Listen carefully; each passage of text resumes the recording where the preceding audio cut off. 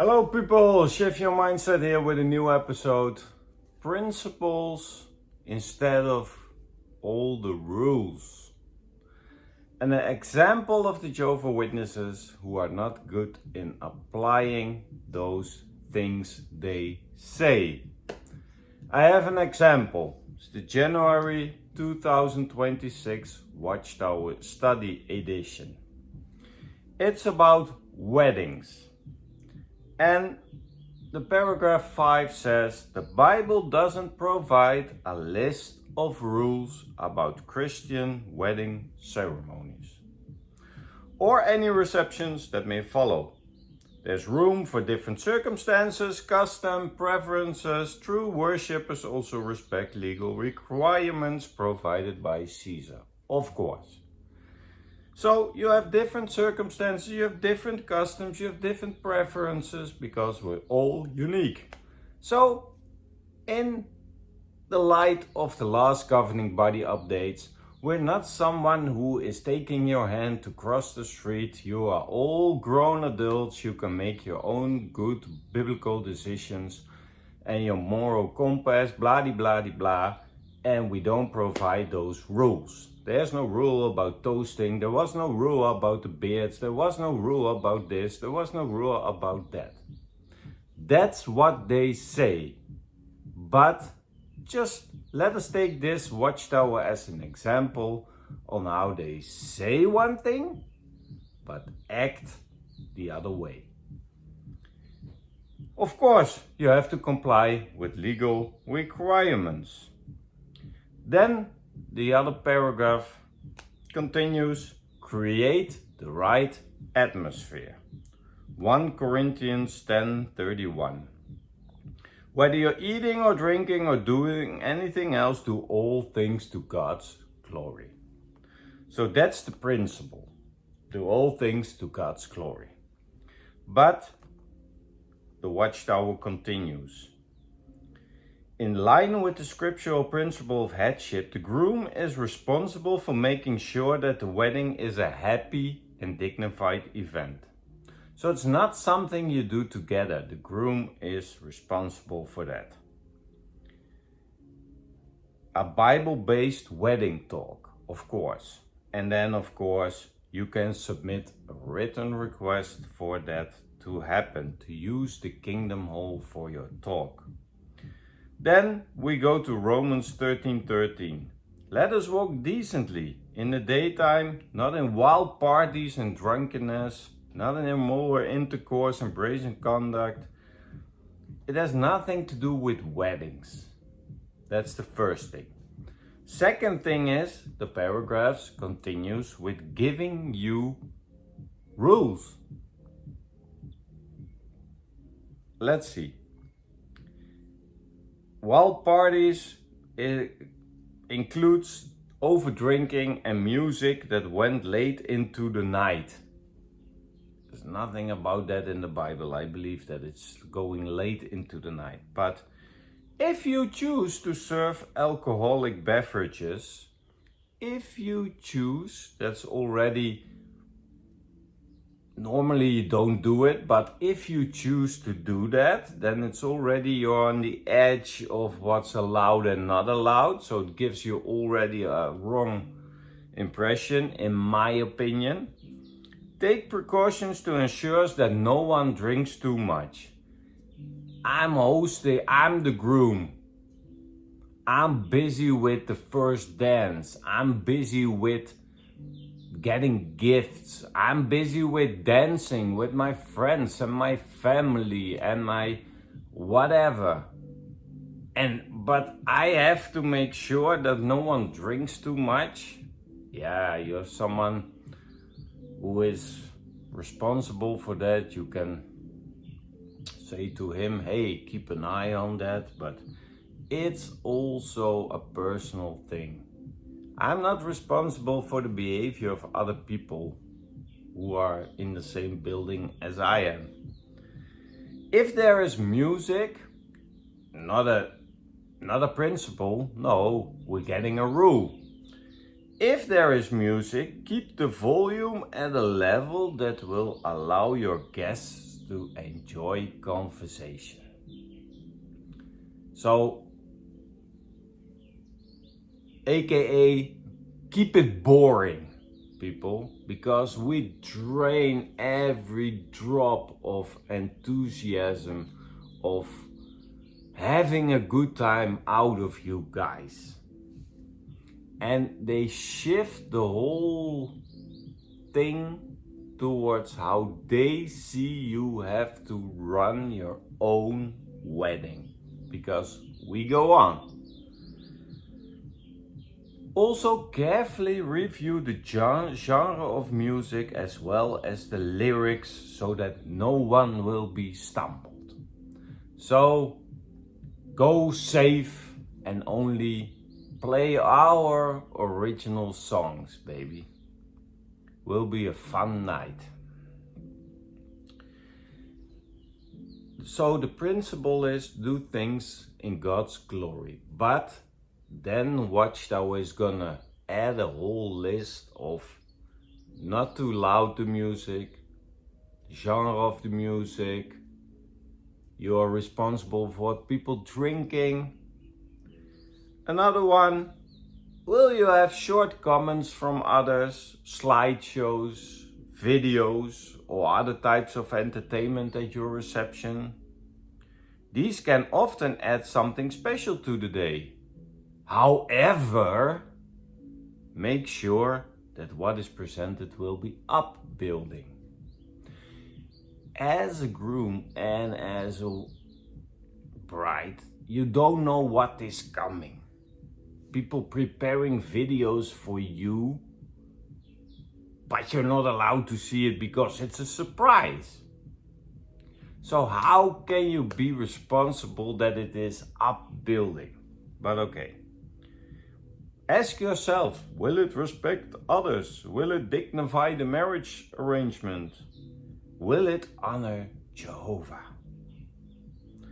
Although some humor may be fitting, avoid anything inappropriate, such as making sexually suggestive references. Ensure that family members and friends who will say a few words understand and respect your wishes. No, our wishes, not your wishes, Watchtower wishes. Then the paragraph is, be modest. So don't throw a big wedding, don't throw something that you always dreamt about. No, you have to be modest. Jehovah appreciates it when the worshippers seek to honor Him rather than bring attention to themselves. The whole day of a wedding is to bring attention to yourself. That is the moment in life that you can have your attention because you're getting married, and that is something special. But still you have to honor Jehovah more than yourself. So modest Christians would avoid spending an excessive amount of money and making it a showy display. How will you benefit by keeping your wedding simple and donate more money to jw.org? Sorry, I read a little bit too much. I invented my own sentences. And then of course they had brothers and sisters in this paragraph who were poor and were pioneering, and that is your example. We stayed out of debt and were able to continue pioneering. A wedding was simple, but still beautiful and memorable. Of course, doesn't make any difference if you spend $100,000 on it or $2,000. If you are happy with your day and how you made your day, arrange your day, then it's fine. If you have more money to spend, you can spend more money on your wedding if you want. But here it's not about giving principles to people, it's more like directing people in a certain way. They are giving you almost not an option to choose for yourself. And that's always my problem with Watchtower. They say we don't interfere with you, but pam pam pam pam pam pam pam, whole list of rules. And a sister from India says, we avoided a lot of anxiety. Why anxiety? By keeping a wedding simple, there was less to plan and to disagree over. Why should you disagree over everything? You have the wrong wife then, I think. But we go on. Have you decided what you wear? No doubt you want to look at your best. Yes, it's your wedding, guys or girls. Even in the Bible times, a bride and groom paid close attention of how they looked. Do not let clothing or any other material thing become the most noteworthy feature of your wedding. So girls, don't go full crazy on your wedding dress, because do not let clothing be the most noteworthy feature of your wedding. And then we go on. Satan's system. Why is Satan with a wedding? Keep it positive, guys. Keep it just positive. Hey, we are happy that you're getting married. Think about a few things that can help you make your marriage and your wedding day absolute blast. We're blessing you and we're hoping that you are staying married for the rest of your life. No, it's always downgrading everything, discouraging everything, always lacking something of you. You have always to do something better, and I'm getting tired of that. Jehovah clearly wants us to stay away from such unclean things. If there are some customs or tradition in your area that are questionable, consider the origin and any Bible principle that apply before deciding what you include in your wedding. Is it customary where you live for guests to offer a gift to a married couple? Yeah, I think everywhere. The financial situation of some guests may affect the type of gift that they choose to give. Of course, Christians are encouraged to give, and it makes them happy to do so. However, we would not want to make our guests feel obligated to give, nor would we make them feel that a modest gift would not be appreciated. Guys, where do they get those things from? Who is writing this bullshit? I really don't know. Avoid challenges. You may face challenges as you try to plan a wedding that brings honor to Jehovah. Maybe you find it difficult to plan a simple wedding. So that's the baseline now, a simple wedding. There's no other option left. Maybe you find it difficult to plan a simple wedding. We're directing you in a one-way street. Simple. So the whole thing that you can choose things for yourself is getting sucked out of you. The life energy you have for your wedding, if I was reading this before I get married, it would suck all the energy out of me instantly. It was very hard to determine, said Charlie, whom to invite to the reception. We had many friends, and in our culture everyone expects to be invited. My cousins had a grand wedding, so I felt some pressure to have an even more luxurious one. Make wedding planning a matter of prayer. Ask Jehovah to help you making good decisions. Communicate clearly and tactfully. You will need to make decisions about your wedding, deciding on a date, a budget, invitation list, many other things. Discuss Bible principles. If close family members such as your parents have reasonable requests, try to honor them. It's a special occasion for them too. If you cannot do as they recommend, explain your reasons why tactfully. Make it clear to family members that your main objective is to have a happy occasion that honors Jehovah. And it goes on and on. You well organized, feel less stress. Small meetings someone had with those who volunteered to help us. We rehearsed some portions of the wedding to ensure that it went smoothly. Do your best to keep things on time, to respect your guests. Wedding is always going over time because the photo shoot takes too long or whatever. People can entertain themselves, Watchtower. No problems. Many problems can be averted if you are thinking ahead. A good one, Watchtower. Kick in some known doors.